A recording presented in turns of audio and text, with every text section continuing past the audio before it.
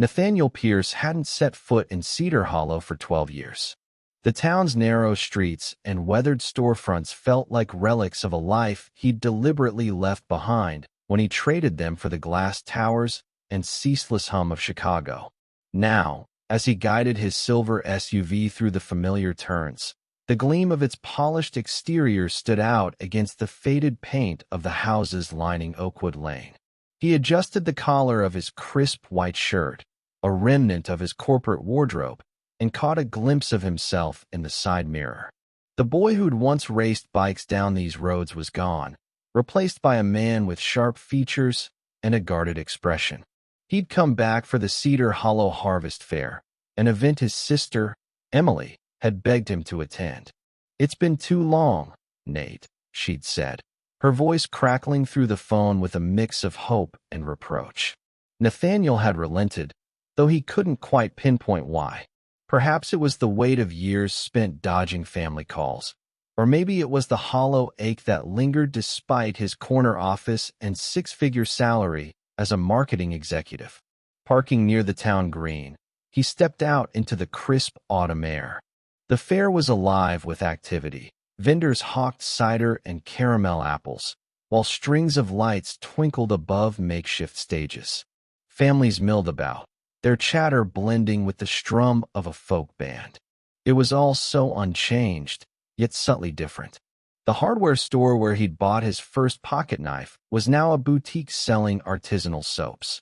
The field where he'd kicked soccer balls was paved over for a community garden. Time had moved on, even if Cedar Hollow seemed reluctant to admit it. Nathaniel wandered through the crowd, his leather shoes clicking against the cobblestones. He'd opted for jeans and a sweater, but he still felt like an imposter among the flannel shirts and knit scarves. He was debating whether to grab a coffee when he saw her, Clara. His breath caught, a reflex he hadn't felt in years. She was near a stall piled with pumpkins, her auburn hair catching the golden light as she smiled at something or someone. She hadn't changed much, still carrying that quiet grace he'd once loved. Then he saw the girl beside her. She couldn't have been more than 10, with a messy braid and a striped scarf trailing behind her. She was tugging at Clara's sleeve, pointing at a hayride across the green. When she turned, Nathaniel's world tilted. The girl had his eyes, hazel, with flecks of gold that mirrored his own. Her nose crinkled when she laughed, just like his did, and there was a stubborn tilt to her chin that he recognized from old family photos. His daughter. His mind spun, piecing it together. 12 years ago, he and Clara had been everything to each other. High school sweethearts turned college dreamers. They'd planned a life together, but then came the job offer in Chicago, a chance to climb the corporate ladder. Clara had her own path, finishing her nursing degree, staying close to her roots. They'd agreed to let go, to sever ties cleanly. No letters, no late-night calls. It had seemed logical then. Now, watching this girl who was unmistakably his, Nathaniel realized that logic had failed him. The fair's cheerful noise faded as memories surged. Clara's laughter, their last tear-streaked goodbye. He stood frozen, the weight of a decade crashing down, as the truth took root. He was a father, and he'd never known. Nathaniel's heart pounded as he watched Clara and the girl weave through the Harvest Fair's crowd.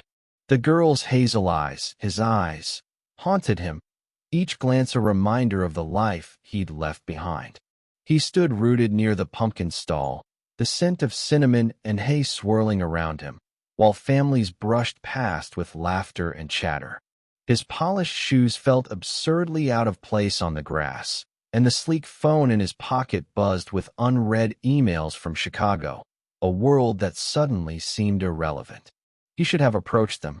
The Nathaniel Pierce who closed million-dollar deals without flinching would have strode forward, demanded answers. But this wasn't a boardroom. This was Clara, the woman he'd once promised forever, and a child who might be his daughter. Instead, he trailed them at a distance, his steps hesitant, as they moved toward a booth selling hand-knit mittens. The girl skipped ahead, her braid bouncing, and pointed at a pair of red gloves. Clara laughed, tucking a strand of hair behind her ear, a gesture so familiar it stung. 12 years ago, they'd been inseparable. It started in their junior year at Cedar Hollow High. When Clara helped him with a biology project, he was failing miserably. Her patience and quick smile turned study sessions into late-night talks under the willow tree by Miller's Pond. By college, they were planning a future, Clara in nursing, Nathaniel in business, both anchored to Cedar Hollow. They dreamed of a house with a porch swing, maybe a dog. Simple, but theirs. Then came the offer from Apex Marketing in Chicago. A starting salary that dwarfed anything local, with promises of stock options and a fast track to the top.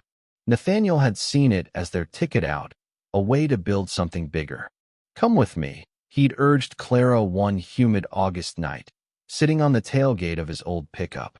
But Clara's life was here, her dad's heart condition, her scholarship to the nursing program at State, her job lined up at the county hospital. "Long distance," he'd suggested, already sensing her answer. "For how long, Nate?" she'd replied, her voice soft but firm. "Until one of us breaks."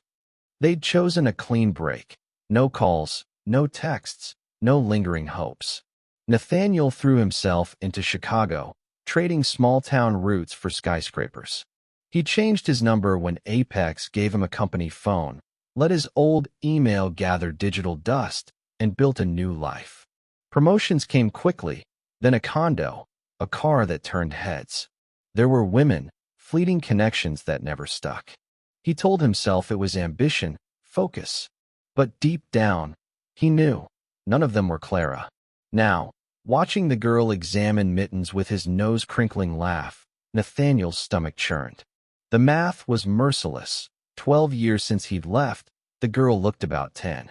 Had Clara known she was pregnant when he drove away? Had she tried to tell him? He'd made himself unreachable, a ghost in his own past.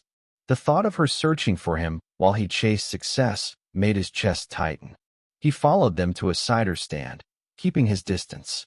The girl sipped from a paper cup, her scarf trailing in the breeze. Clara wiped a drip from her chin, and the tenderness in the gesture hit Nathaniel like a wave. This was a life he should have known. Birthdays, bedtime stories, scraped knees. Instead, he had stock portfolios and a corner office with a view he rarely noticed. Nathaniel's hand twitched toward his phone, instinct urging him to call Emily, to anchor himself. But what would he say? "I think I have a daughter, and I'm too scared to find out." Clara and the girl started moving again, toward the hayride. Nathaniel's feet followed before his mind caught up. He wasn't ready to confront them, but he couldn't let them vanish. Not yet. As they joined the line for the ride, Nathaniel hung back, pretending to study a fare map. His pulse raced, thoughts colliding. What if he was wrong? What if he wasn't? The girl turned, catching his eye for a split second, and smiled, a smile that mirrored his own. Nathaniel's breath fogged in the cool evening air as he stood near the hayride's loading area, the harvest fair's lights casting long shadows across the grass. Clara and the girl were climbing onto a wagon, the girl's braids swinging as she scrambled up with a grin. Nathaniel's hands clenched in his pockets, the weight of what he'd seen pressing harder with every passing minute. That smile, those hazel eyes, they were his, undeniable as the ache in his chest. He'd spent 12 years building a life where nothing could touch him. But now, watching this child he hadn't known existed, his carefully constructed walls were crumbling. He couldn't follow them onto the hayride without being obvious, so he lingered by a maple tree, its leaves a riot of red against the dusk. His mind replayed the last hour, Clara's familiar gestures, the girl's mirrored features. The math was relentless. 12 years since he'd left Cedar Hollow. 10 or 11 since she'd likely been born. He'd been in Chicago, chasing deadlines and bonuses, while Clara raised a daughter alone. His daughter. The thought was both a lifeline and a blade, pulling him toward them even as it cut him open. Memories of Clara flooded back, unbidden. Their last night together, parked by Miller's Pond, the air heavy with summer and regret. They'd sat in silence, fingers intertwined, knowing the morning would end them. "You're meant for big things, Nate," Clara had said, her voice steady despite the tears in her eyes. He'd wanted to argue, to promise he'd stay, but the job in Chicago was a siren call. Opportunity, prestige, a way out of small-town limits. He'd left at dawn, her silhouette in his rearview mirror the last thing he saw of Cedar Hollow. After that, nothing. No calls, no letters. He'd deleted his old social media, let his email lapse, told himself it was for both their sakes. Now, the hayride circled back, and Clara helped the girl down, their laughter carrying across the green.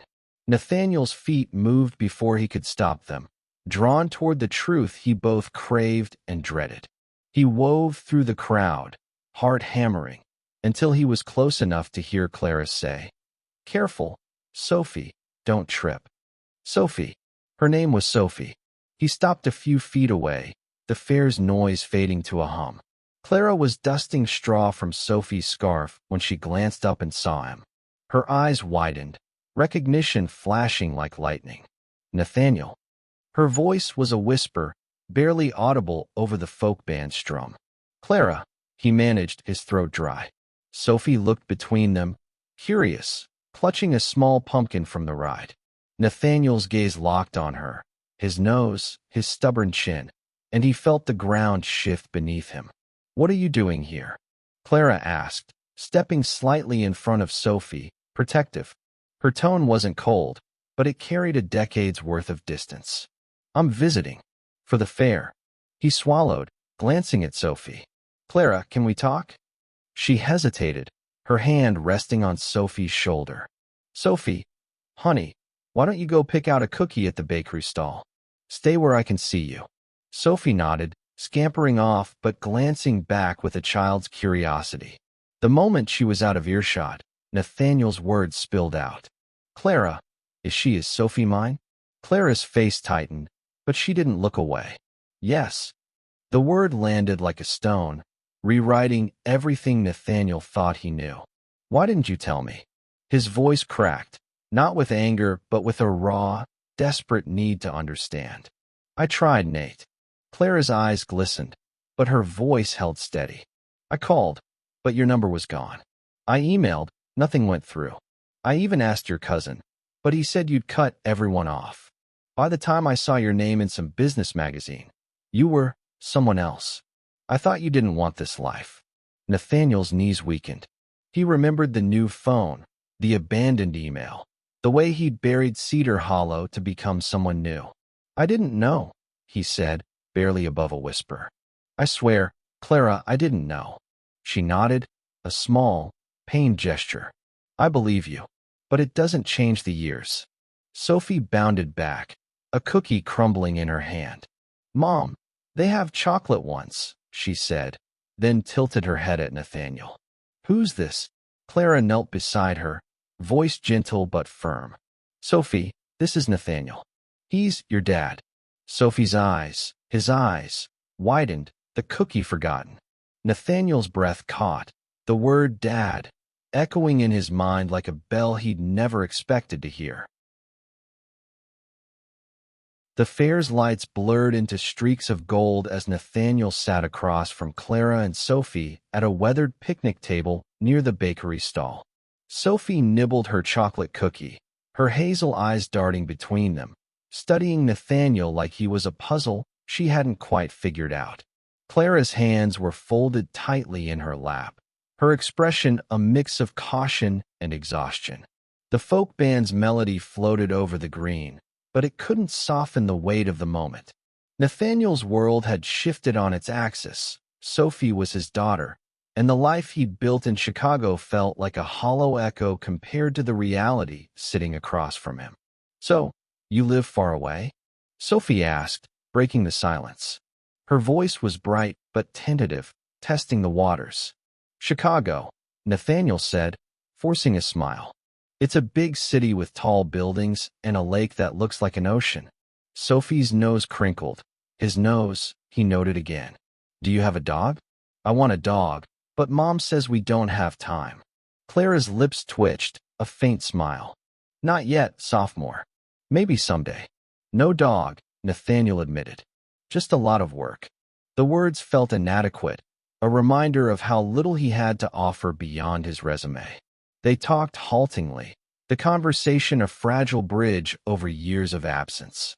Clara explained that she'd raised Sophie with help from her parents after her dad's health improved. She was now a head nurse at the county hospital, her days split between patients and PTA meetings. Sophie was in 5th grade, loved math and astronomy, and had a knack for drawing that reminded Clara of Nathaniel's old sketchbooks. Each detail was a gift and a wound, a glimpse into a life he should have known. "Why didn't you come back?" Sophie asked suddenly, her directness catching Nathaniel off guard. She wasn't accusing, just curious, but the question landed like a punch. I thought I was building something important," he said, glancing at Clara, who looked away. "I didn't know about you, Sophie. If I had, I'd have been here." She nodded, processing, then held out a piece of her cookie. "Want some?" He took it, the small gesture loosening the knot in his chest. "Thanks." As the fare wound down, families drifted toward the parking lot, and Clara stood. "We should get home. It's a school night." "Can I see you again?" Nathaniel asked, the words tumbling out before he could stop them. He looked from Clara to Sophie, desperate for a chance to make this real. Clara hesitated, then nodded. "We'll figure something out." "Sophie, say good night." "Night," Sophie said, waving with a shy smile that mirrored his own. Nathaniel watched them walk away, Sophie's scarf trailing behind her. The fare's noise faded, leaving him alone with his thoughts. Back at his sister's guest room that night, he couldn't sleep. Anger surged, at Clara for not trying harder, at himself for vanishing, at the universe for letting him miss 10 years. He paced the creaky floor, replaying Clara's words. "I tried, Nate." He'd made himself a ghost, and now he was paying the price. But beneath the anger was something new, resolve. He'd missed first steps, first words, first days of school. He wouldn't miss another moment. By dawn, he was on the phone with his assistant, canceling his return flight to Chicago. "Reschedule everything," he told her. "I'm staying indefinitely." The next morning, he called a lawyer recommended by Emily. Establishing paternity was the first step, though one look at Sophie made tests seem redundant. He met Clara for coffee at a diner on Main Street, the same one where they'd shared milkshakes as teenagers. Over lukewarm mugs, they discussed logistics, visitation, support, boundaries. Clara was firm but fair, her priority Sophie's stability. "I won't let you disrupt her life," she said. "If you're in for good." "I am," Nathaniel said, meaning it more than he'd meant anything in years. He rented a small house on Birch Lane, a few blocks from Clara's place. It was modest compared to his Chicago condo, with creaky stairs and a tiny yard, but it felt right. He arranged to work remotely, delegating meetings to his team.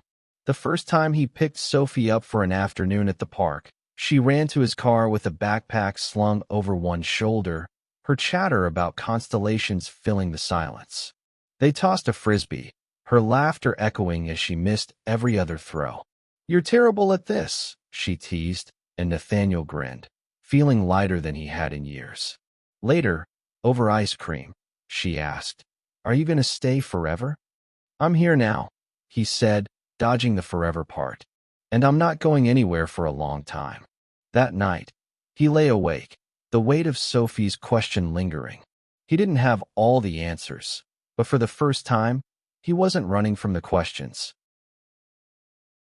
The late October sun filtered through the trees on Birch Lane, casting dappled shadows across the porch of Nathaniel's rented house. He sat on a creaky wicker chair, a mug of coffee cooling in his hands, watching kids pedal bikes down the street. Their laughter stirred memories of his own childhood in Cedar Hollow, racing through these same streets, carefree and untethered. Now, at 34, he was tethered in a way he'd never expected, to Sophie, his daughter, whose existence had rewritten his life in a matter of weeks. Since the harvest fair, Nathaniel had spent every spare moment with her. Their afternoons were simple: homework at the library, pizza at Tony's on Main Street, or stargazing in the park with a telescope he'd bought on impulse. Sophie's curiosity was insatiable, her questions about planets and galaxies spilling out faster than Nathaniel could answer. "Did you know Jupiter's storms are bigger than Earth?" she'd said last night, his eyes, bright with wonder. He'd grinned, promising to look it up, and felt a warmth that no boardroom victory had ever matched. But the ease of those moments came with complications. Clara was cooperative but guarded, setting clear boundaries. "Sophie's life is stable," she'd told him during one of their diner meetings. "She needs consistency, not promises you can't keep." Nathaniel understood, but it stung. He'd vanished once. Clara had no reason to trust he'd stay. Even Sophie, for all her openness, held back sometimes, her questions about his life in Chicago laced with a quiet wariness. "Do you miss it?" she'd asked over pizza, her fork pausing mid-bite. "The city, I mean." "Sometimes," he'd admitted, choosing honesty. "But being here with you, it's better." Her smile had been small but real, a crack in the wall between them. Today was different. Clara had agreed to let Sophie spend the afternoon at his place, their first time alone in his space. Nathaniel had spent the morning tidying, though the house was already sparse: a couch, a coffee table, a few framed prints he'd grabbed to make it less sterile.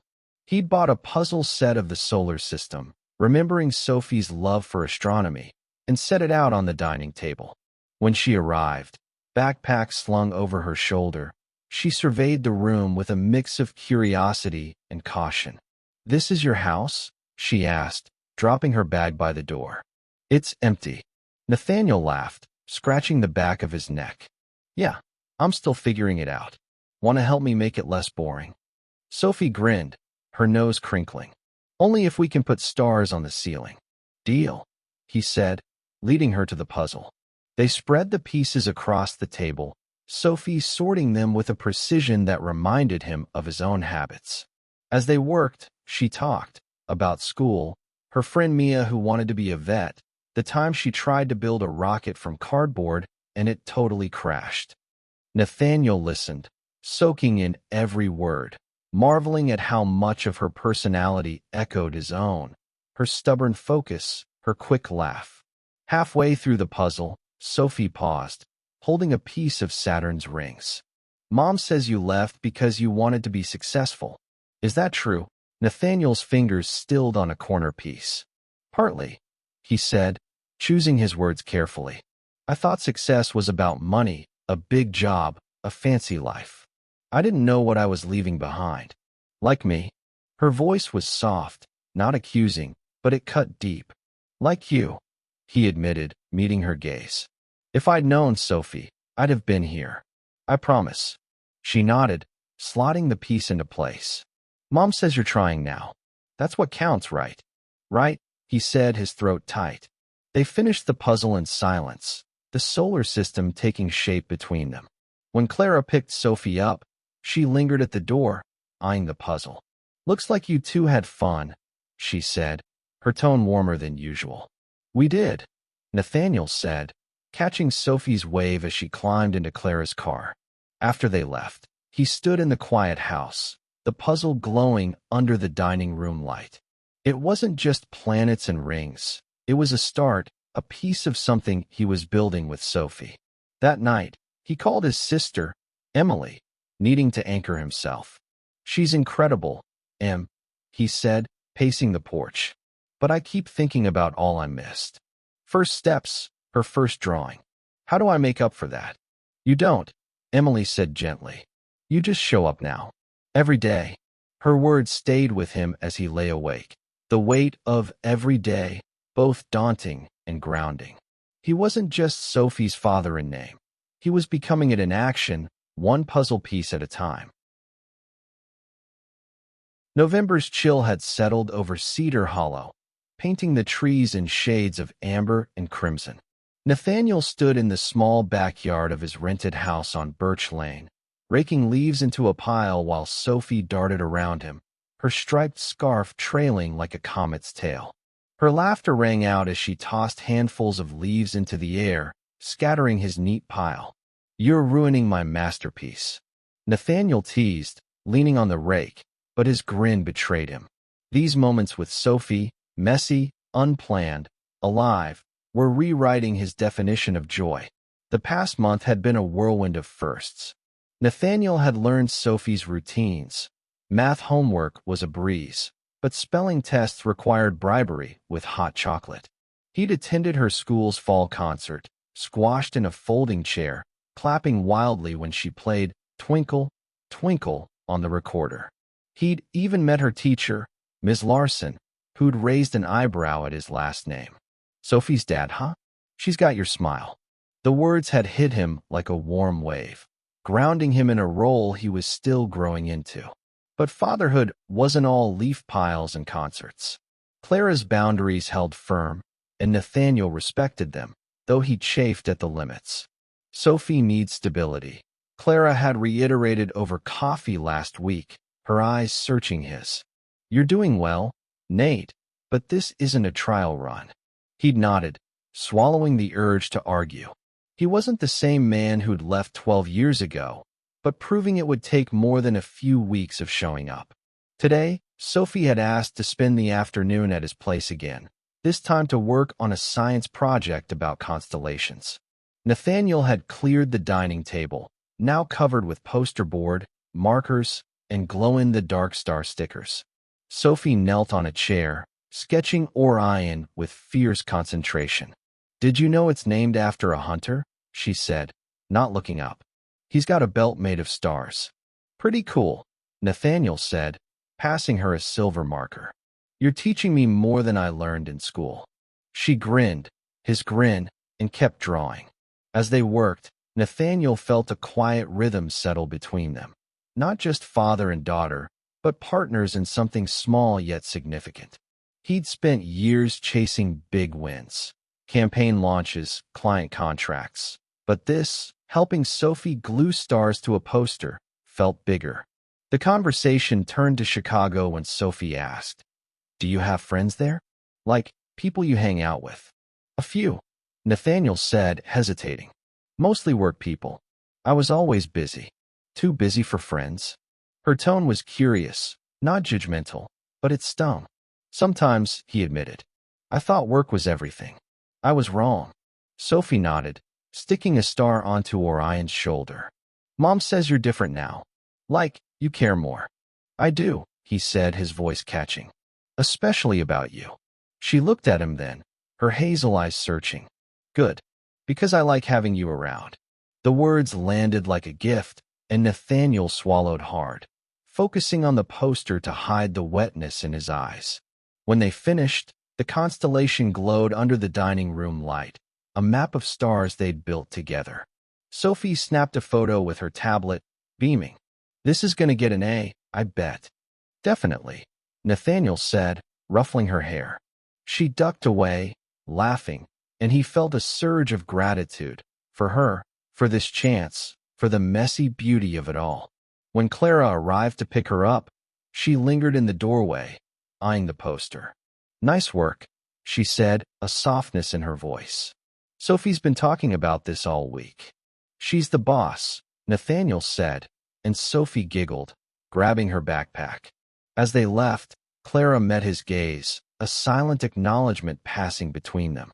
They weren't rebuilding what they'd lost, but they were creating something new, a partnership for Sophie's sake. That night, Nathaniel sat on the porch, the air sharp with the promise of winter. He thought about Chicago, the condo he hadn't seen in weeks, the inbox he'd barely checked. His team was managing without him, and the realization was both freeing and unsettling. He'd defined himself by success for so long, but now, success was Sophie's laugh, her trust, the way she'd leaned against him while gluing stars. He pulled out his phone and called Emily. "I'm staying, Em," he said without preamble. "For good." "About time," she said, her smile audible. "Sophie's got you wrapped around her finger, huh?" "Yeah," he admitted, grinning into the dark. And I wouldn't change a thing. As he hung up, Nathaniel looked at the stars above Cedar Hollow. They weren't as bright as Chicago's skyline, but they felt closer, like they belonged to him and Sophie. He'd come back to this town a stranger to himself, but now, with every leaf pile and constellation, he was finding his way home. Winter crept into Cedar Hollow, dusting the rooftops with snow and turning Birch Lane into a quiet, glittering tunnel under the streetlights. Nathaniel stood in his backyard, breath fogging in the December chill, adjusting a telescope he'd set up on the frosty grass. Sophie was due any minute for their first overnight stay, a milestone Clara had agreed to after weeks of steady visits. The telescope was a surprise. He'd remembered Sophie's love for constellations and wanted tonight to be special, a memory they could both hold on to. The house behind him glowed with warmth, a string of Christmas lights he'd hung for her twinkling along the porch. Inside, the fridge was covered with their sketches, her precise stars, his wobbly trees, and a new shelf held books on astronomy they'd picked out together. Nathaniel's life had reshaped itself around Sophie in ways he hadn't anticipated. His Chicago condo was sold, his role at Apex Marketing reduced to consulting, freeing him to stay in Cedar Hollow. The money, the status, the late-night deals that once defined him felt like artifacts of a past life. Here, success was measured in Sophie's laughter, in the trust slowly growing with Clara, in the way this small house was becoming a home. Sophie arrived bundled in a puffy coat, her scarf trailing as she bounded from Clara's car. "Is that a telescope?" she gasped, spotting it before Clara could even wave goodbye. Her excitement was infectious, and Nathaniel grinned, kneeling to her level. "Thought we'd hunt for Orion tonight," he said. "You in?" "Totally." She hugged him, her mittens damp with snow, and ran to the telescope, already adjusting it with a confidence that made him laugh. Clara lingered by the gate, her expression softer than it had been months ago. "She's been talking about this all week," she said. "You're doing good, Nate." "Thanks," he said, meeting her eyes. "For letting me try." She nodded, a silent understanding passing between them, and drove off. Nathaniel joined Sophie, who was squinting through the lens, her breath puffing in the cold. "There's Sirius," she announced, pointing at a bright speck. "It's the brightest star, did you know?" "I do now," he said, marveling at her. They took turns at the telescope, Sophie naming stars while Nathaniel listened, his heart full. Later, they sprawled on a blanket, sipping hot cocoa, the snow crunching beneath them. Sophie pointed out constellations, her voice a steady stream of facts and wonder, and Nathaniel realized he was learning as much from her as she was from him. "Dad?" she said suddenly, the word still catching him off guard. "What's the best thing you ever did?" He looked at her, her hazel eyes, his eyes, reflecting the starlight. "Coming back here," he said without hesitation. "Finding you." She smiled, scooting closer. "I'm glad you did." The moment settled over him like a warm blanket. He thought of how close he'd come to missing this, walking past the harvest fair, boarding his flight to Chicago, never knowing Sophie existed. His old life had been wealth on paper, a penthouse, a car that turned heads, a watch he hadn't worn since summer. But this, lying in the snow with his daughter, her questions about the universe filling the silence, was riches beyond measure. Clara and he weren't rekindling their past. Too many years had carved different paths, and they were different people now, her with her nursing career, him with his new priorities. But they were building something new, a family centered on Sophie. Co-parenting meetings at the diner had become less formal, laced with shared memories and cautious laughter.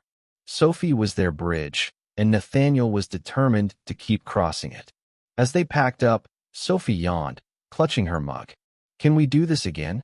"Every clear night," he promised, carrying the telescope inside. After she fell asleep in the guest room, her room, he corrected himself. Nathaniel sat by the window, the stars still visible. He thought of Emily's advice, just don't stop. He wouldn't. Not for Sophie, not for the man he was becoming. The next morning, over pancakes, Sophie sketched their night sky, adding a stick-figure dad and daughter beside Orion. Nathaniel pinned it to the fridge, a quiet vow to keep showing up. He'd spent years chasing a version of success that left him empty. Now, with Sophie's drawings, Clara's trust, and a telescope pointed at the stars, he'd found what mattered. Life, he realized, didn't always follow plans. Sometimes it led you back to a small town, to a fairground where a girl with your eyes changed everything. Sometimes wealth wasn't in bank accounts, but in the moments that made you whole. As Sophie chattered about their next stargazing night, Nathaniel smiled, knowing he was exactly where he was meant to be. Please rate the story on a scale of 1 to 10. Let us know, what do you think? Your support means the world, and we can't wait to bring you more incredible stories like this.